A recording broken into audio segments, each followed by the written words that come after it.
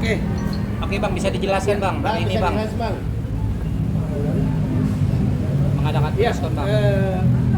terima kasih untuk teman-teman media semuanya yang sudah hadir pada hari ini. Hari ini agenda kita untuk membahas tentang adik kita Usman Hitu, salah satu musisi dan pencipta lagu Indonesia Timur. Nah, Usman Hitu ini kemarin kita melihat ya, artinya ada informasi bahwa lagu yang dikomersialkan di kafe Ayu Ting Ting di Depok Margonda itu adalah milik adik kita Usman Hitu. Nah, untuk memastikan itu, Usman Hitu langsung datang ke sana, ke kafe Ayu Ting Ting yang berada di Depok. Dan beserta rekanan kami, kita melihat bahwa memang benar ada 5 lagu yang terdapat di dalam audio untuk karaoke. Jadi ini bukan YouTube, tapi memang benar-benar pure yang sudah disetting lagu Usman Hitu yang ada di dalam. Nah, untuk itu kami sendiri dari pihak kuasa hukum kita akan mengklaim bahwa hak cipta dan musisi ini dilakukan komersial oleh Ayu Ting Ting. Nah, untuk itu hari ini ada adik kita Usman Hitu, dia akan menjelaskan lagi. Mungkin ada Usman atau rekan saya bisa lanjutkan? Ya, saya sedikit melanjutkan. Jadi fakta hukum yang kita temukan pada hari Kamis malam Jumat ya, Kamis malam Jumat minggu lalu, di mana klien kita Usman Hitu sendirilah yang kemudian menemukan itu dalam playlist karaoke Ayu Ting Ting di kawasan Margonda Depok. Lalu kemudian kami selaku kuasa hukum dari Usman Hitu sudah secara resmi melayangkan somasi kepada pihak manajemen, di mana kami meminta pihak manajemen untuk segera melaksanakan apa yang menjadi kewajiban, apa yang sudah tertulis dalam Undang-Undang Hak Cipta ya, Undang-Undang 28 tahun 2014, di mana setiap pelayanan publik ya, setiap pelayanan publik yang bersifat komersil, diantaranya adalah karaoke, itu wajib meminta izin dan juga membayar royalti kepada klien kami. Dan klien kami sampai saat ini mengaku belum menerima royalti apapun, baik dari Ayu Ting Ting Karaoke maupun dari LMK. Dan oleh karena itu kami memberikan somasi ataupun teguran secara tertulis kepada mereka untuk melaksanakan kewajiban. Tentu ada konsekuensi hukumnya apabila dalam somasi kita ini tidak ditanggapi secara serius oleh manajemen dari Ayu Ting Ting Karaoke, maka sudah barang tentu akan kami mempertimbangkan melakukan upaya hukum. Di dalam Undang-Undang Hak Cipta tentu sudah diberikan aturan jelas dan tegas bahwa siapapun melakukan pelanggaran terhadap hak cipta itu ada konsekuensi hukumnya, yaitu ada sanksi pidana, kemudian ada sanksi sanksi denda.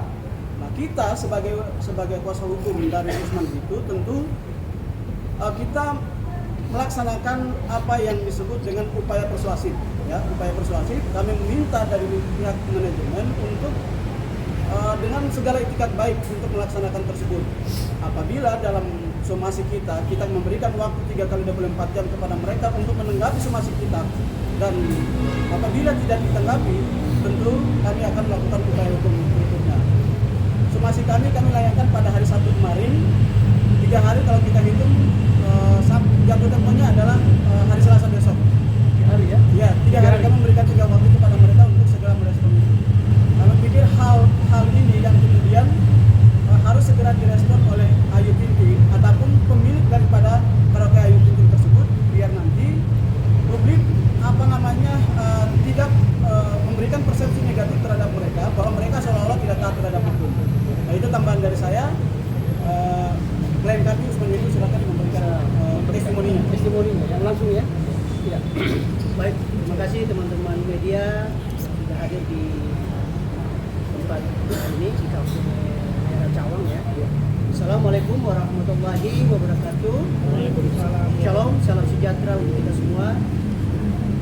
Saya Usman Hitu, penyanyi asal Maluku. Hari ini saya memang ingin menyampaikan buat teman-teman media yang sudah hadir. Saya punya hak yang dimana saya mempertemukan lagu saya di daerah Depok di kafe karaoke Mbak Ayu Ting Ting. Mohon kiranya Mbak Ayu bisa menanggapi apa yang menjadi persoalan ini. Karena jujur, saya kaget dengan lagu saya sendiri kok bisa ada di usaha karaoke Mbak Ayu. Nah ini menjadi pertanyaannya kok bisa ada di situ, gitu. Makanya kalau Mbak Ayu merasa itu punya tempat, ya tolonglah menghargai saya sebagai seorang seniman. Ya saya pikir Mbak Ayu ini seorang penyanyi yang betul-betul dari bawah juga sama seperti saya. Walaupun saya berbeda level sama dia, tapi saya cuma lokal dari daerah, tapi kita mungkin sama. Intinya apa yang menjadi penemuan lagu yang saya miliki, yaitu lagu Hole-Hole, terus Sampai Jua, terus Pandang Pertama, Onde-Onde, Beta Sengsangka. Nah ini hak saya sebagai pemilik lagu tersebut. Dan ini saya benar-benar serius dan ingin bertatap muka dengan Mbak Ayu agar bisa kita bicara secara baik-baik dengan kepemilikan lagu yang saya punya. Mungkin itu saja yang saya harus sampaikan. Bang, sejauh ini ada komunikasi dengan Ayu Ting Ting maupun manajemennya, Bang? Kalau untuk bisa komunikasi itu mungkin saya baru pertama, yang penemuan pertama aja saya datang. Saya datang dengan teman-teman saya, dengan keluarga. Saya bertemu dan mereka bilang nanti memberikan jawaban untuk saya. Saya sampaikan buat mereka mungkin 24 jam saya kasih waktu aja untuk harus hubungi saya. Tapi saya tunggu tidak ada jawaban, respon, maka saya langsung ke sana dengan keluarga sendiri. Iya. Ada lagi mungkin? Nominal royalti sendiri Kurang tahu ya, kalau saya sendiri mungkin royaltinya itu berbentuk kalau yang tadi disampaikan pengacara saya itu LMK. LMK ini kan banyak Pak. Jadi ada LMKN, ada LMK-nya. Jadi begini, yang jelas kita tidak melebar kemana-mana. Kita tetap berpedoman bahwa di dalam karaoke Ayu Ting Ting kita menemukan. Nah, ini yang paling menarik nih. Biasanya tuh kalau di yang sudah ya ada artis lain juga. Usman Hitu ini dia sendiri datang, dia melihat, dia membuka lagunya itu muncul buka gambar dia, ya kan? Sementara dia melihat dari 5 lagu ini dia tidak pernah menikmati royalti hasil dari lagu-lagu ini, ya kan? Kalau kita mengacu dari aturan undang-undang, memang harusnya menerima, gitu loh. Nah, makanya di sini saya tegaskan, memang harus pemerintah agak jeli, ya kan? Dalam dunia musik ini penyanyi kan banyak, ada juga Usman Hitu lain juga ada, gitu loh. Nah, ini berkaitan dengan Ayu Ting Ting yang penyanyi level di atas, yang punya nama, punya brands-nya, entah itu refreshing dengan siapa. Tetapi ada juga Usman lain yang kira-kira ini harus selektif. Misalnya 100 lagu. Ini lagu ini sumbernya dari mana, turunannya dari mana, hak patennya siapa, gitu loh. Tidak mungkin turun dari langit, gitu kan. Sehingga Ayu Ting Ting sendiri harus selektif. Bukan seenak-enak nama dia ditinggalin itu. Biar aja orang lain yang kerja, ini berbahaya loh. Karena kita akan tetap menuntut sampai ke akar-akarnya. Seperti itulah. Ya, saya tambahkan. Jadi kalau kita mau menghitung berapa nilai royalti yang harus diberikan kepada klien kami, itu kita akan mengacu kepada PP 56 tahun 2021 dan keputusan Menteri Hukum dan HAM tahun 2016. Nah, itu ada hitung-hitungannya. Cuma kita belum bisa memastikan nilainya. Kenapa kemudian seperti itu? Karena kita harus mengetahui bahwa karaoke Ayu Ting Ting itu sudah menggunakan produk hak cipta dari klien kami ini sejak kapan? Ya, itu yang pertama. Kemudian yang kedua, apa saja? Apakah betul 5 lagu ini yang kemudian ditemukan oleh klien kami betul fakta adanya ditemukan di sana itu betul atau tidak? Lalu kemudian nanti baru kita menghitung secara bersama. Memang ada hitung-hitungannya berdasarkan Kepmen tahun 2016 itu. Ya. Jadi apapun yang kita lakukan itu, kemudian sandarannya tetap adalah peraturan perundang-undangan. Kita tidak terlepas daripada itu. Nah tentu kalau berdasarkan PP 56 itu, pembayaran royalti itu dilakukan melalui LMK, yaitu Lembaga Manajemen Kolektif. LMK kemudian nanti akan mendistribusikan kepada penyanyi ataupun kepada musisi. Tetapi yang menjadi ironis adalah dalam kasus ini Ayu Ting Ting sebagai end user mengaku sudah memberikan kepada LMK. Itu klaimnya dari manajemen bahwa mereka sudah memberikan dan membayarkan royaltinya kepada LMK. Tetapi yang ingin kita tanyakan adalah Ayu Ting Ting Karaoke sebagai end user dari produk ataupun hak cipta klien kami, harusnya dia menyelesaikan persoalan dengan kita, bukan kemudian dia melemparkan tanggung jawab kita untuk mempertanyakan kepada LMK. Kan gitu kira-kira ya.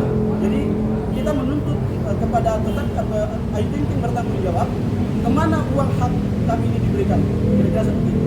Tapi Bang dari 2008 ya? Iya.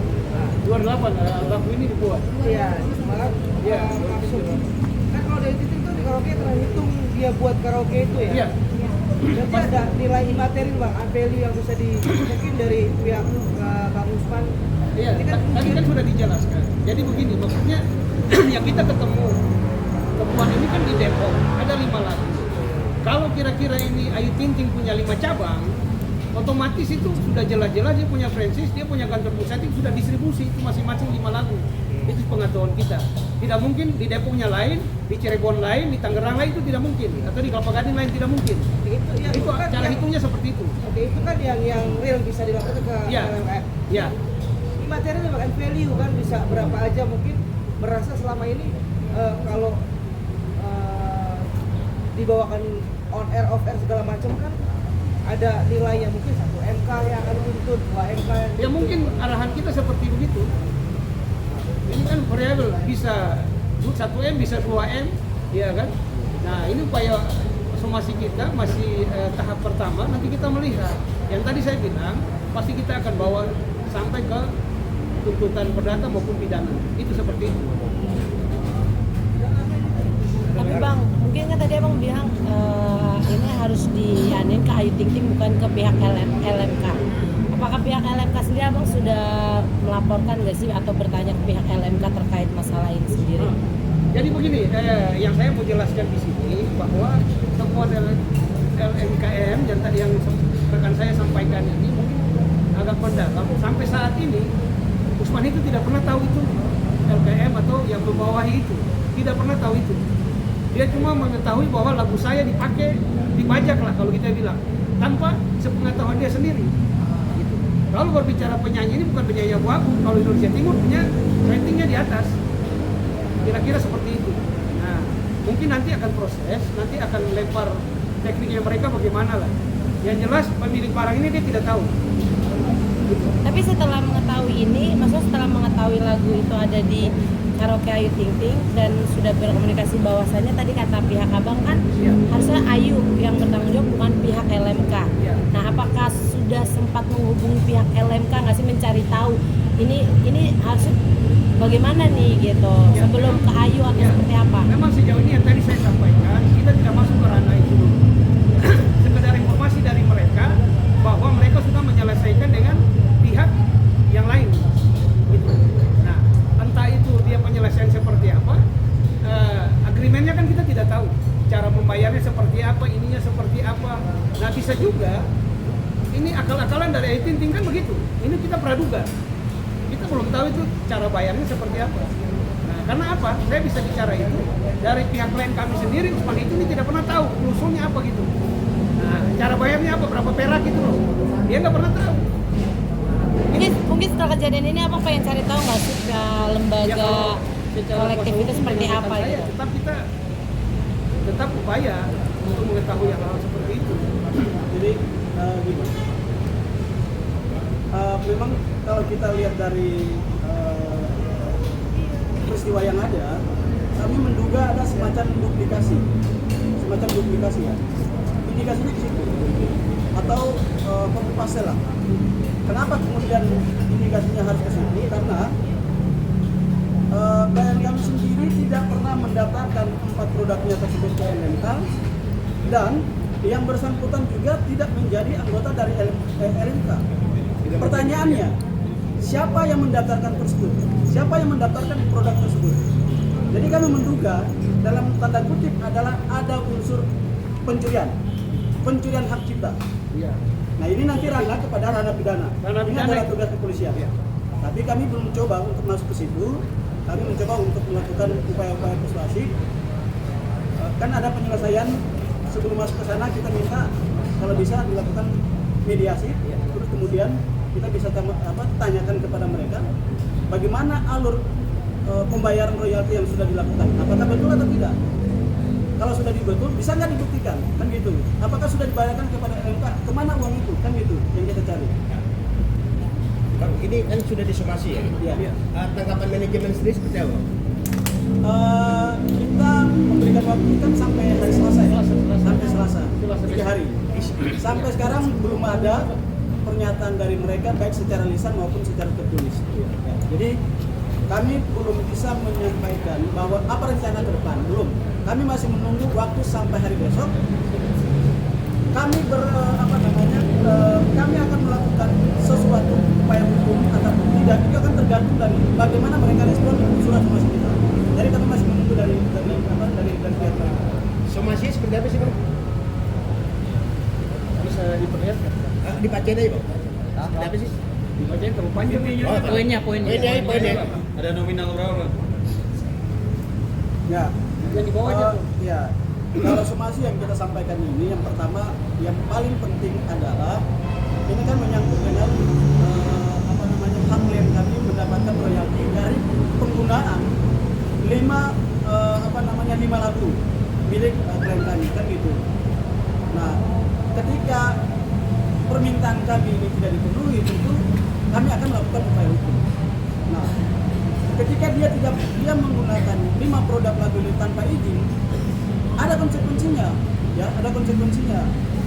Apabila yang bersangkutan tidak melakukan kewajiban untuk membayar itu, berdasarkan pasal 113 Undang-Undang 28 tahun 2014, itu ada konsekuensi hukumnya, yaitu bisa diancam pidana 3 tahun penjara dan kemudian denda bisa 1 miliar lebih.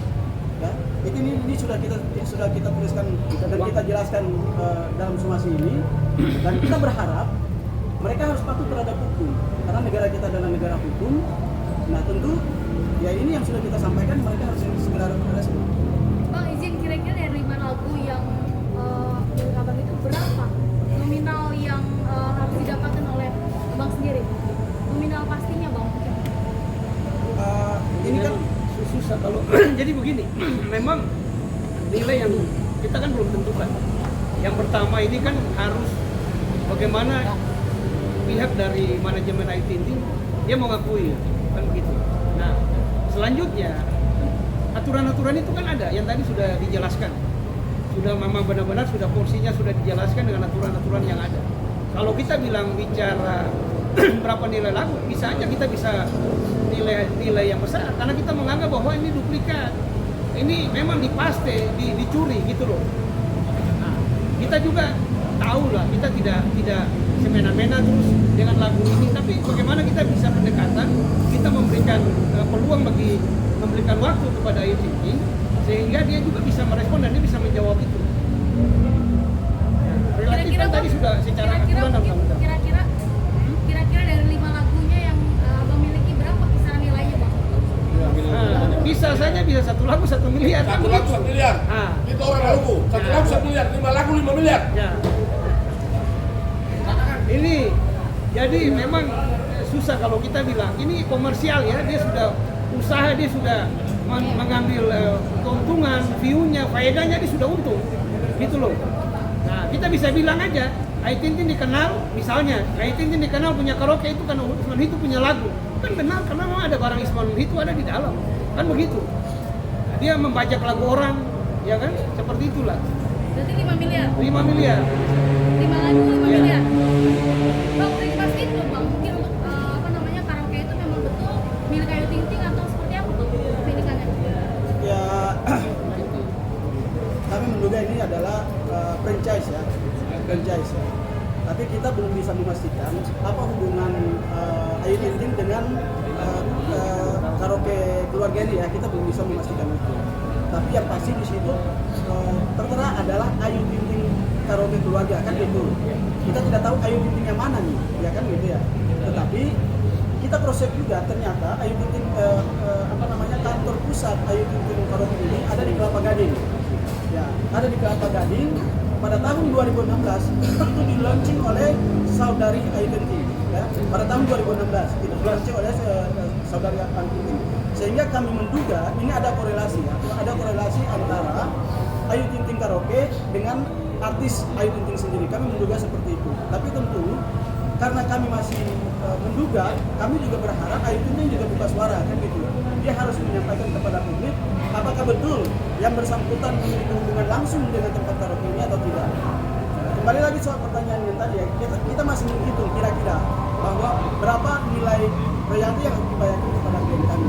Karena gini, karena dia perusahaan franchise yang kami lihat ada sekitar 5 cabang ya, ada di Jakarta, kemudian ada di Depok, ada di Cirebon, ada di Cibinong, dan ada beberapa tempat lainnya. Jadi tinggal kita hitung aja berapa lagu, berapa tempat karaoke yang menggunakan 5 produk milik mereka. Apakah langkah hukum ini sampai ke pengadilan, Bang? Tidak tertutup kemungkinan. Tidak tertutup kemungkinan. Bang, berarti maksimal nunggu 24 jam tidak ada kabar dari minimal dari Ayu akan Iya, 3 hari, 3 kali 24 jam. Jadi terhitung mulai dari kemarin sampai dengan hari Selasa. Nah, kita menunggu, kita menghormati lah proses hukumnya. Tanggapan, kalaupun memang tidak, kita akan memberikan somasi yang kedua. Nah, langkah itu kan akan berjalan. Oke Bang, terakhir Bang, harapannya seperti apa Bang? Harapan ke depannya seperti apa? Begini, kalau harapan dari kita, harapan yang terbaik. Kita punya satu budaya yang mana kita menyampaikan melalui somasi agar supaya Ayu Ting Ting sendiri dia bisa melihat, manajemennya bisa melihat, menjadi edukasi buat dia. Jadi hati-hati dalam memilih lagu. Karena kalau sudah hal seperti ini akan perbuatan melawan hukum. Jadi harapan kita coba dengan baik-baik, tanggapi dengan baik, agar supaya kita bisa duduk bersama, kita bisa menyelesaikan bicara aturan kan gitu.